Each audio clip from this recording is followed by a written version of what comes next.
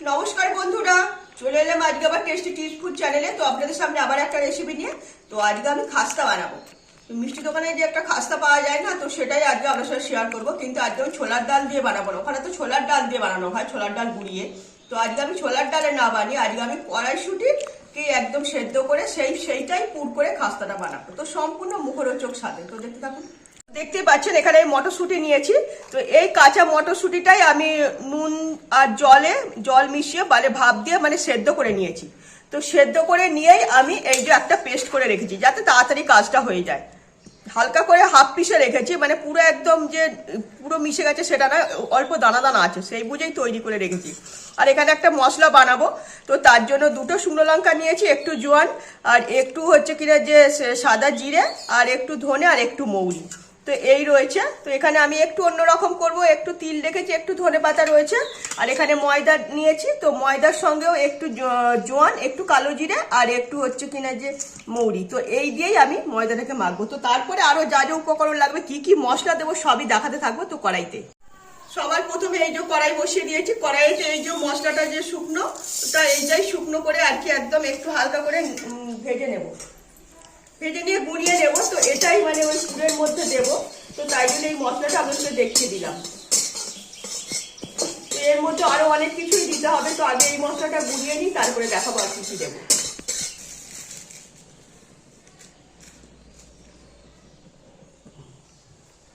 তো কড়াইতে তো আমি তেল দিয়ে দিয়েছি। তো তেলের মধ্যে আমি অল্প করে একটু হিং দিয়ে দিলাম, যাতে হিঙের গন্ধ থাকে। আর এখানে এই যে কালো জিরেটা আছে সেটাও দিয়ে দিচ্ছি। তো এর মধ্যে আমার যা ছিল সব মশলা তো আমি গুঁড়িয়ে দিয়েছি। তো এর মধ্যে এবার দেবো অল্প করে আমি আদা বাটা,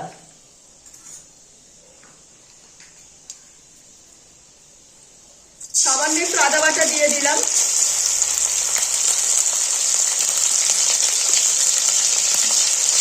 আর দেবো অল্প করে একটু লঙ্কার গুঁড়ো, সামান্য একটু হলুদের গুঁড়ো।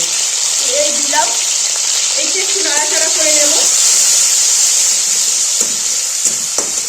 এবার এখানে যে পেস্টটা করে রেখেছি, মটরশুঁটির যে পেস্টটা, তো সেটা এর মধ্যে দিয়ে দেব।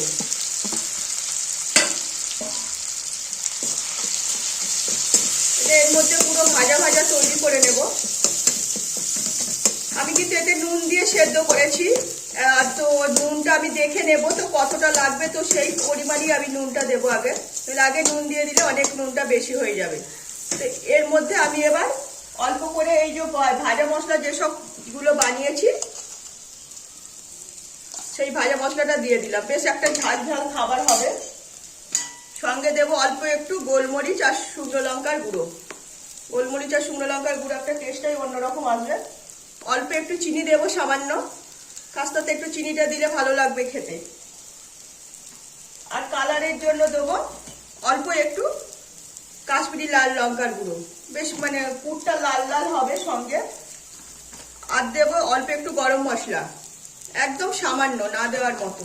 সবকিছু মোটামুটি দেওয়া হয়ে গেছে। সব শেষে দেবো আমচুর পাউডার। তো চাট মশলা সেটা একটু পরে দেবো। আগে এইটাই যে দিয়েছি সেইটাই ভালো করে একটু শুকনো করে নেব।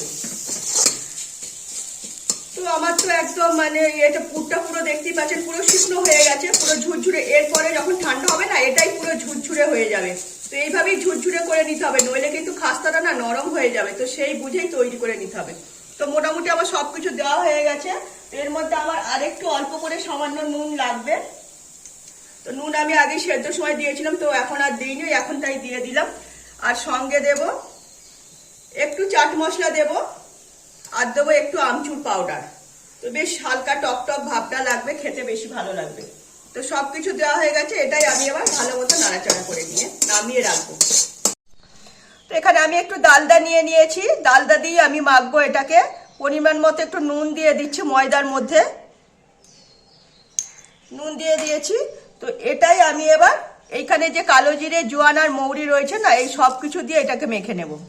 ময়দাটাকে মেখে নিয়ে এর মধ্যে জল দিয়ে দেবো। তো আপনারা এর পরিবর্তে তেল দিয়েও মাখতে পারেন। তো আমি মনে করি তেলের থেকে ডালদা কিংবা ঘি এইসব দিয়ে মাখলে না, তাহলে খাবারটা বেশি ভালো হবে। আর যেহেতু আমি ডালদা দিয়েছি, তো এর মধ্যে আমি অল্প করে আরেকটু ঘি দিয়ে দিলাম। তাহলে বেশ হালকা ঘিয়ের গন্ধটা এসে যাবে। তো খাবারটা খেতে বেশি ভালো লাগবে।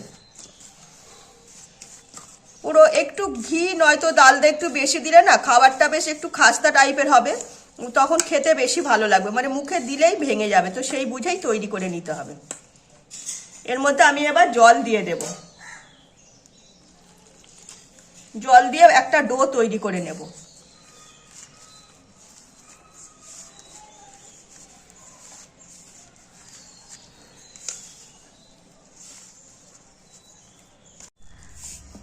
তো এইভাবে আমি 3টে লেচি তৈরি করে নিয়েছি যে ময়দাটা নিয়েছিলাম। তো এবার এক একটা লেচি আমি নেব, ভালো মতো যতটা পাতলা করে বেলা যায় তো ততটাই পাতলা করে বেলে নেব।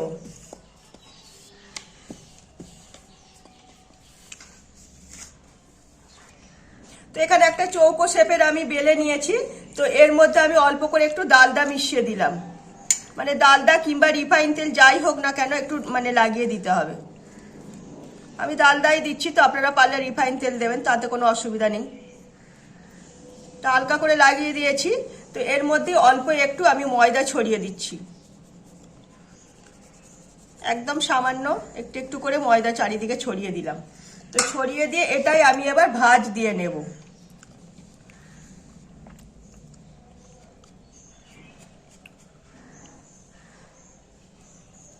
ভাঁজ দিয়ে নিয়েছি। তো এর উপরেও আবার ওই একই পদ্ধতিতেই মানে ওই যে ডালডা নয় রিফাইন তেল এইভাবেই লাগিয়ে নিতে হবে। লাগানো হয়ে গেছে, আবার একটু ময়দা ছড়িয়ে দেবো এর উপরেই।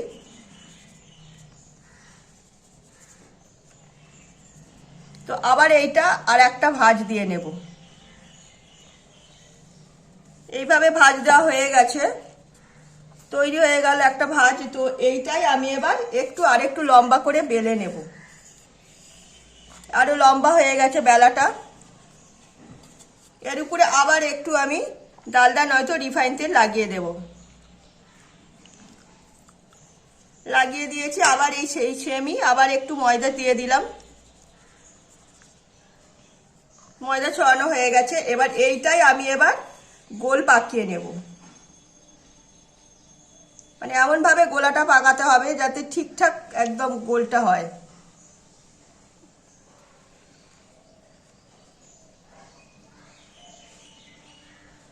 এই দেখুন পুরো আমার একটা গোলা তৈরি হয়ে গেছে। এইভাবে আগে সব কটাকে বেলে নিয়ে রেডি করে নেব, তারপরে দেখাবো তারপর কি করব। তো দেখতে পাচ্ছেন 3টে লেচিতে আমার 3টেই তৈরি হয়েছে। একদম ভালো মতো পাক দিয়ে এই যে লেয়ার তৈরি হয়ে গেছে, বোঝাই যাচ্ছে ভালো মতো লেয়ারগুলো বোঝা যাচ্ছে। তো এইটাই আমি এবার এটা যদি একটা করে বানাই না অনেক বড় বড় খাস্তাগুলো হয়ে যাবে। তো এইটাই আমি দুভাগ করে নেব। তো একটা নেব, একটা নিয়ে আগে দুভাগ করে নেব, সমান করে দুভাগ করে নেব।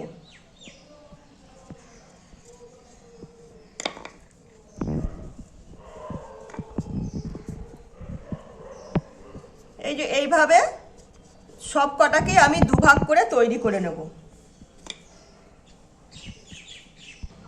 তো দুভাগ করে নিয়ে তো 6টা ভাগ করে নিয়েছি। তো এবার এইভাবে এবার একটা একটা করে আমি এবার বেলে নেব, বেলে নিয়ে পুরটা ভরে নেব। তো যেমন করে রয়েছে এই যে লেয়ারটা বোঝা যাচ্ছে, তো এইভাবেই আমি এবার হালকা হাতে বেলে নেব।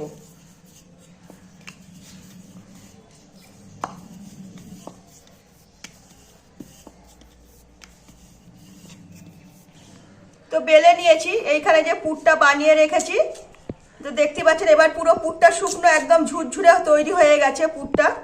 আর একটুকু মানে ভাব নেই, পুরো ডালের মতোই ঝুরঝুরে তৈরি হয়ে গেছে। তো এই পুরটাই আমি এবার এর মধ্যে দিয়ে দেব, দিয়ে মুখটা মুড়ে দেব ভালো করে, যতটা ধরবে আর কি ততটাই দেব। তো একটু বেশি দিলে খাবারটা খেতে বেশি ভালো লাগবে, তো সেই বুঝেই মুখটা মুড়ে নেব।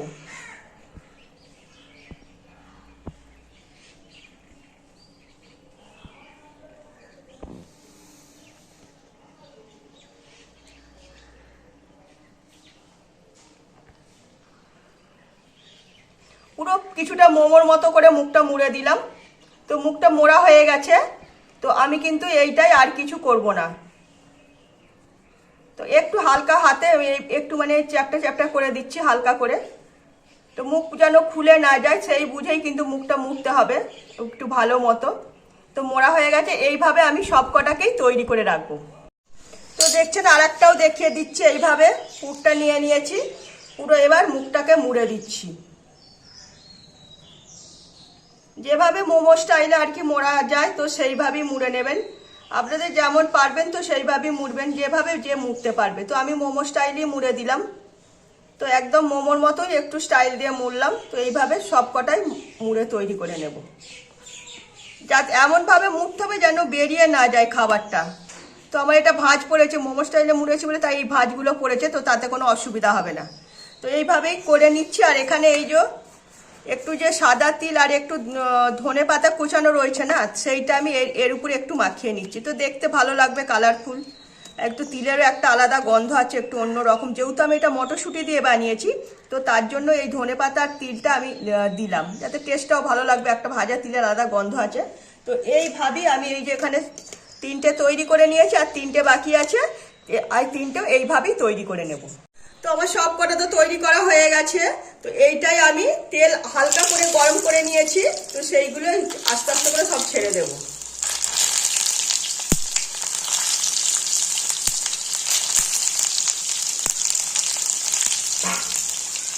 সব কটাকে এইভাবে উল্টে পাল্টে পুরো ভেজে নেব।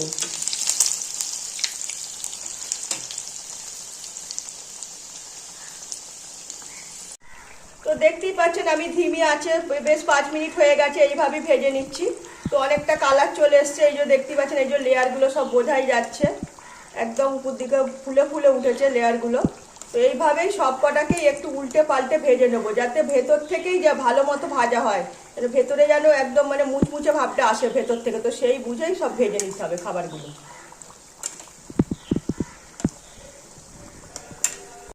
তো আমার সব কটা খাস্তা একদম তৈরি হয়ে গেছে। তো এইটাই আমি এবার কড়াই থেকে তুলে নেব, এই ইয়ে থেকে, তেল থেকে।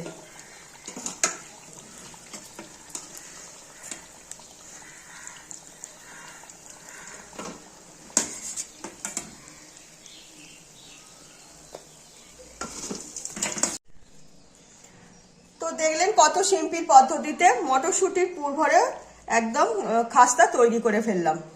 তো একদম মুচমুচে একেবারে খাবার।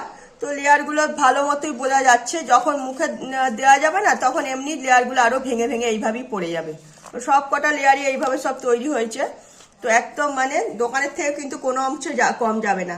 তো আমি একটু অন্যরকম দেখালাম, দোকানের মতো করেই তো একটু আলাদা দিলাম। তো ওখানে তো ছোলার ডালের পুর করে তো দেয়, তো আমি মটরশুঁটির পুর দিয়েছি। আর সঙ্গে ওখানে এই যে তিল আর এই যে ধনে পাতা, এটা তো দেয়ই না। তো আমি এটা নিজের মতো করে আপনাদের সামনে বানিয়ে দেখালাম। তো রেসিপিটা একবার অবশ্যই বাড়িতে এইভাবে বানিয়ে দেখতে হবে। যে খাবারটা কিন্তু একটু ঝাল একটু মিষ্টি, যেহেতু খাস্তা একটু ঝাল মিষ্টি সব রকম মেশানো থাকে, আমচুর পাউডারের গন্ধ, তো সবকিছু মিলেমিশে একটু হালকা টকটক ভাব, তো সবকিছু মিলেমিশে তো খাবারটা তৈরি করেছি। তো বাড়িতে একবার অবশ্যই বানিয়ে দেখবেন। তো ভালো লাগলে লাইক শেয়ার কমেন্ট সাবস্ক্রাইব করুন আমার চ্যানেলটাকে। তো আজকের মতো আমার রেসিপি শেষ করলাম, এখানেই শেষ করলাম। তো সবাই ভালো থাকবেন।